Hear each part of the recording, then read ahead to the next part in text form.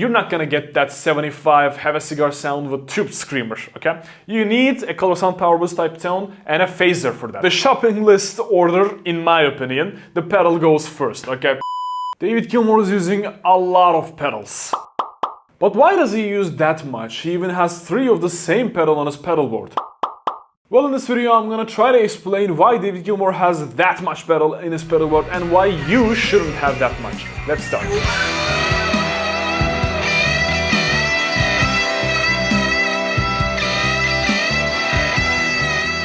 Now, this photo is from his latest setup, and as you can see, he has 3 tube drivers there set differently, and he even has 3 different compressors, I think 2 different big muffs, a few EQ pedals. And this photo is from his 2006 tour on an island tour. As you can see, there are a lot of gain pedals, 2 tube drivers, 1 G2 pedal, and 1 big muff, meaning there are a lot of distortions on his pedal board. And the last one I want to show you in this video is from his most complex rig ever, Pulse rig. As you can, there are a lot of pedals there, tube drivers, Procorat, big muff pedals, and EQ pedals there too, and modulations, delays. I mean, there are a lot of stuff there, cables and everything. I can pull up more photos, but I think you know what I'm talking about. I swear the most asked question to me is probably, do I need that pedal?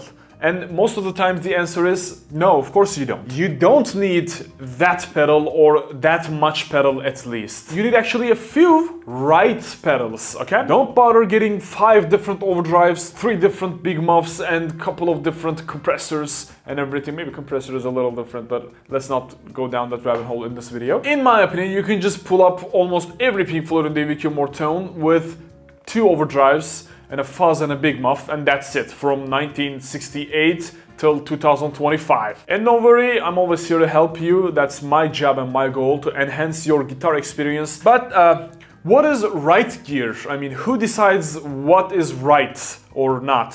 One important thing before I talk about the right gear thing is that Gilmour, or Pink Floyd for that matter, has a theme for each era or tour or whatever. Of course, guitar industry improved. They put out new stuff, new effects, choruses, flangers, or phasers, whatever it is. And David Gilmour especially got new gear and started playing around that gear too. And they set a standard for their shows. Like for 70s, David Gilmour was using, early 70s, Univibe, Leslie, phaser. And as technology improved in the guitar industry, he started using flangers, okay? And then on the 80s, choruses.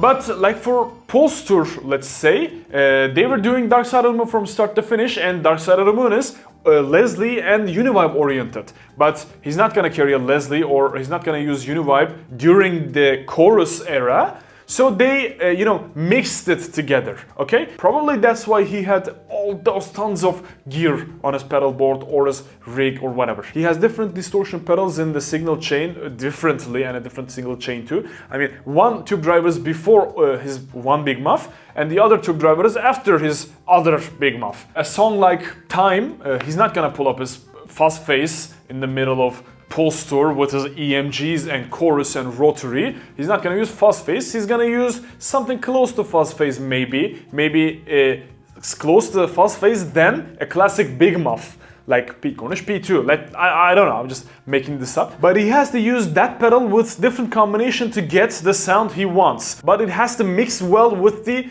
general setup of the tour, okay? Which was chorus era. Leaving that out, back to the right gear stuff, I'm gonna ask you a couple of questions and you have to answer them according to your taste. Okay, I asked myself these questions before I set up my pedal board too, which I'm gonna actually do another video about my pedal board.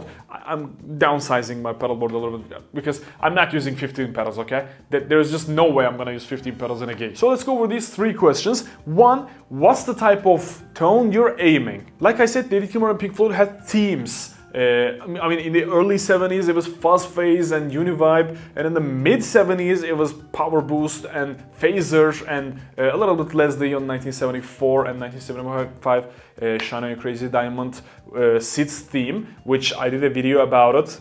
I highly recommend you check out it. It's really an important video in my opinion. Or are you looking to nail late 70s flanger sound, or on the 80s chorus sound, at 90s on the chorus and rotary together, or mid 2000s for boosted smooth big muffs, or lately from 2010 to now, big muff, raw big muff, or big muff with rotary and everything. You have to decide what you want. And if you want to nail everything, that's another issue. If you want to nail everything, I highly recommend check out this video. I'm getting not almost every David Gilmour and Pink Floyd sound, in my opinion, with a little bit of exceptions that I talk about it in the video. It's an hour-long video. I highly recommend check it out to nail everything. What I mean is, you have to decide what you like and what you want to aim for, okay? I was never into chorus. You guys know me. I hate chorus even.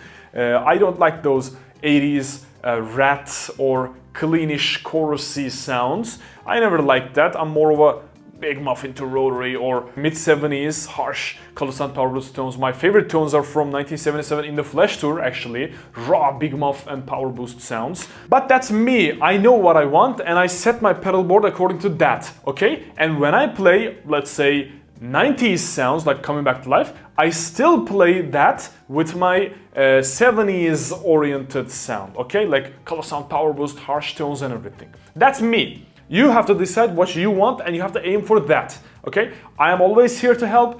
Please don't be discouraged. Just comment down below. I am down there right now. Let's talk. That was one, what type of tone you're aiming. And the second question is, what type of gear you already have. Most of the times, just setting the gear up a little bit better will go a long way, okay? You probably don't need more gear, but even if you do, just you should look at your pedal board, look at your gear and see, yeah, this is what I'm missing, this is what I should get, and you should go for that, okay? Get the cheapest, by the way. I mean, getting 10% closer to tone for $500 more is, I mean, it's not logical. Nobody's gonna notice. I actually did a gig where I used big muff for almost all distortion sounds and color sound power boost type overdrive for all my overdrive sounds, including Coming Back to Life, including smooth sounds like Wearing the Inside Out or something like that. Nobody even noticed, everybody loved it. If you probably have a Strat if you're into Gilmour. You might think maybe I should upgrade my pickups, but that comes, I mean, you have to improve other stuff a lot more before you just decide on a pickup, okay? Honestly, I changed my Strat to SSL5, which helped immensely, don't get me wrong, but before that, I got a color sound power boost type overdrive. I got a fast face for 70s tones, early 70s, like Echoes or Time or Money or whatever. I got a proper compressor that I can use with every gear, okay? Then, if there is something missing, then I got SSL5, okay? The shopping list order, in my opinion, the pedal goes first, okay? Pedals, they are the most important one, because, I mean, you're not gonna get that 75 have a cigar sound with tube screamer, okay? You need a color sound power boost type tone and a phaser for that. No pickup is gonna get you that, let's say, 1977 sheep sound if you don't have color sound power boost type overdrive or something close to that, okay? So you got a Strat, and what type of amp you have. Maybe you have an amp like Fender, which is mid-scoop, is a little bit smoother.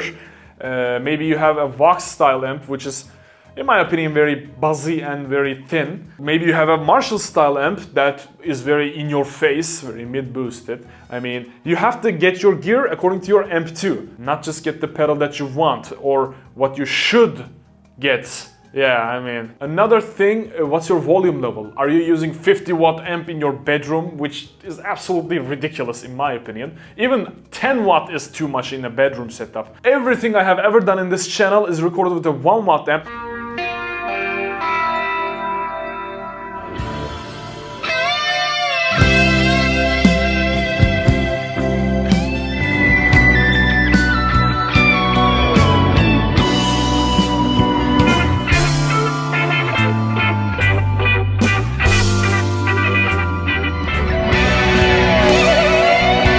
I actually have a 20-watt bigger amp too, but I don't like to use this because I wanna aim bedroom players mostly, and go from there, okay? That's why I'm using my 1 watt amp, which has that 15 watt scaling too, to be honest. And I did gig with this thing. It did the job perfect, in my opinion. Everybody loved it. And the final question is, what's your budget, really? Maybe you should not get let's say a 70s overdrive like Color Sound Power Boost and 90s overdrive like Tube Driver to nail every David Gilmour sound. Maybe you should get, let's say, a Tube Driver type or a Color Sound Power Boost type pedal that can cover the other one too. Like, in my opinion, Tube Driver can cover Color Sound Power Boost type tones more than Color Sound Power Boost type pedal can cover Tube Driver type sounds. If that makes sense. Money definitely needs to be considered, and maybe you should just go digital for the first couple of years until you learn almost every Pink Floyd and David Gilmour song at my Patreon with premium tutorials and whatever. I am working with digital stuff too. I'm all analog at the moment for everything, but I am going to put out some digital stuff for you guys to enjoy. I mean, I'm a little old-fashioned about these types of things. I need to figure out them a little bit better before I give you guys some ideas, because I don't want to do a half-assed job. I don't want to do a poor job. I want to give the best information that I can possibly give, so I have to fiddle with the digital stuff a lot more. But whatever, again, now with all these in mind, I am here to answer any question that you want. I'm down there right now in the comment section. Please just ask me questions, okay? I'm gonna try to answer them as best as I can. I love talking to you guys, interacting with you guys. One final thing that needs to be mentioned, I mean, it's David Gilmour. Of course he's gonna use 30 different pedals, 4 different amps for his tours. He doesn't have to deal with it. I mean, I myself am using one overdrive for one sound and just changing the settings in between songs and just use the same overdrive with different settings on another song, which I love doing because it's a waste of money. He has 3 different tube drivers on his pedal board currently, and he's just, using one for light boost, he's using the other one for medium gain, using the other for high gain. It's just at the tip of his feet. At the tip of his feet? Not fingers. Feet? Feet, fingers? Toes? Obviously, that's the benefit of, well, having Phil Taylor. Having money, fame, fortune, having talent, putting out enormous records, being the best at what he does. Yeah, that's it, folks. I hope this video gave you some ideas. I am dead certain most of you don't need any more gear, which is a weird thing to say from a pedal review guy. But you need to play more, you need to practice more to sound better than you did yesterday. I don't believe that tone is in the fingers bullshit, that's just ridiculous. But playing better will make you sound better, and your tone will be affected by your playing too. That is a fact that I cannot deny. If this video piqued your brains, just check out this video to see why you shouldn't use what David Gilmour used in most cases. And watch this video to improve your David Gilmour style. It's guaranteed. I'm giving you 4 songs you need to practice over and over again to increase your David Gilmour style tenfold. I'm dead sure those are gonna help you understand Gilmour's style a lot more than you think. I'll see you in one of these videos.